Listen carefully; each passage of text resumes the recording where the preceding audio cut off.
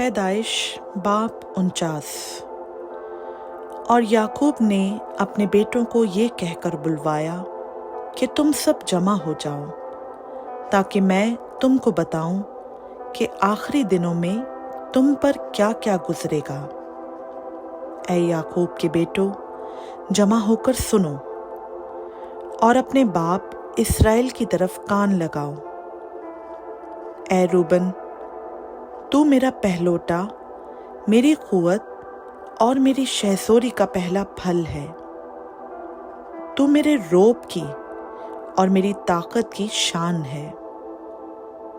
तू पानी की तरह बेसबात है, इसलिए तुझे फजीलत नहीं मिलेगी, क्योंकि तू अपने बाप के बिस्तर पर चढ़ा, तूने उसे नजिस किया।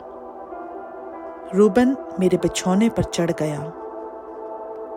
शिमौन और लावी तो भाई भाई हैं, उनकी तलवारें जुल्म के हथियार हैं। ऐ मेरी जान, उनके मशवरा में शरीक ना हो। ऐ मेरी बुजुर्गी, उनकी मजलिस में शामिल ना हो, क्योंकि उन्होंने अपने गज़ब में एक मर्द को कत्ल किया और अपनी खुद राई से बैलों की कोंचें काटी। लानत उनके गज़ब पर, क्योंकि वो तुंद था, और उनके कहर पर, क्योंकि वो सख्त था। मैं उन्हें याकूब में अलग अलग और इसराइल में परागंदा कर दूंगा। ऐ यहूदा, तेरे भाई तेरी मदद करेंगे, तेरा हाथ तेरे दुश्मनों की गर्दन पर होगा। तेरे बाप की औलाद तेरे आगे सरनगू होगी। यहूदा शेरे बब्बर का बच्चा है। ऐ मेरे बेटे, तू शिकार मारकर चल दिया है। तू शेरे बब्बर बल्कि शेरनी की तरह दबक कर बैठ गया। कौन उसे छेड़े? यहूदा से सल्तनत नहीं छूटेगी और ना उसकी नस्ल से हुकूमत का असा मौकूफ होगा, जब तक शीलवा न आए, और कौमें उसकी मुत्तई होंगी। वो अपना जवान गधा अंगूर के दरख्त से और अपनी गधी का बच्चा आला दर्जे के अंगूर के दरख्त से बांधा करेगा। वो अपना लिबास मैं में और अपनी पोशाक आबे अंगूर में धोया करेगा।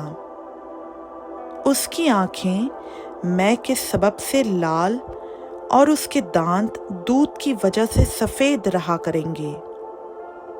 ज़बूलून समंदर के किनारे बसेगा और जहाज़ों के लिए बंदर का काम देगा,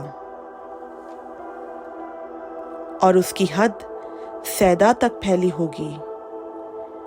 इश्कार मजबूत गधा है, जो 2 भेड़ सालों के दरमियान बैठा है।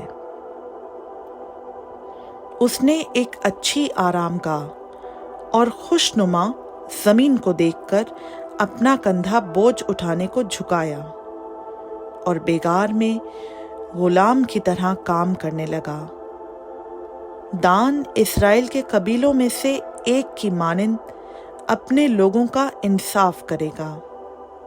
दान रास्ते का सांप है, वो राह गुजर का अफ़ई है, जो घोड़े के अक़ब को ऐसा डसता है कि उसका सवार पिछाड़ खाकर गिर पड़ता है।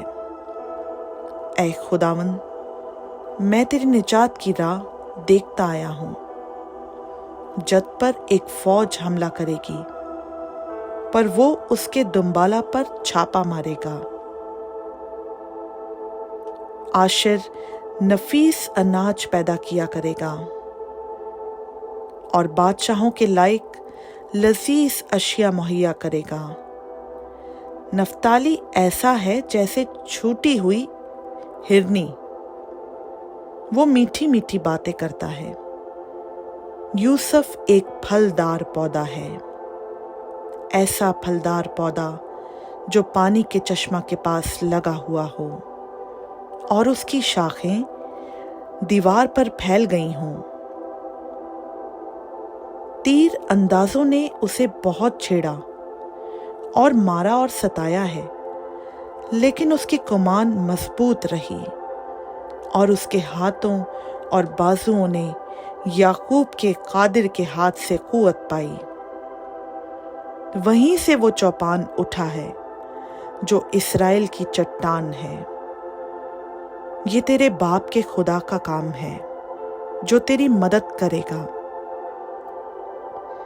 उसी कादिर मुतलिक का काम जो ऊपर से आसमान की बरकतें और नीचे से गहरे समंदर की बरकतें और छातियों और रहमों की बरकतें अता करेगा। तेरे बाप की बरकतें मेरे बाप दादा की बरकतों से कहीं ज्यादा हैं और कदीम पहाड़ों की इंतहा तक पहुंची हैं। वो यूसुफ के सर, बल्कि उसके सर की चांदी पर जो अपने भाइयों से जुदा हुआ, नाजिल होंगी। बनियामीन फाड़ने वाला भेड़िया है, वो सुबह को शिकार खाएगा और शाम को लूट का माल बांटेगा। इस्राएल के 12 कबीले यही हैं और उनके बाप ने जो जो बातें कहकर उनको बरकत दी वो भी यही हैं। हर एक को उसकी बरकत के मुआफिक उसने बरकत दी। फिर उसने उनको हुक्म किया और कहा कि मैं अपने लोगों में शामिल होने पर हूँ। मुझे मेरे बाप दादा के पास उस मगारा में जो इफ्रून हित्ती के खेत में है दफन करना, यानी उस मगारा में जो मुल्क कनान में ममरे के सामने मकफेला के खेत में है, जिसे अब्राहम ने खेत समेत इफ्रून हित्ती से मोल लिया था, ताकि गोरस्तान के लिए वो उसकी मिल्कियत बन जाए। वहां उन्होंने अब्राहम को और उसकी बीवी सारा को दफन किया। वहीं उन्होंने इसहाक और उसकी बीवी रिबका को दफन किया, और वहीं मैंने भी लिया को दफन किया, यानी उसी खेत के मगारा में जो बनी हित से खरीदा था। और जब याकूब अपने बेटों को वसीयत कर चुका तो उसने अपने पांव बिछौने पर समेट लिए और दम छोड़ दिया और अपने लोगों में जा मिला। खुदावंद का पाक कलाम का पढ़ा, सुना, समझा और कबूल किया जाना हम सबों के लिए बाइस बरकत हो। आमीन।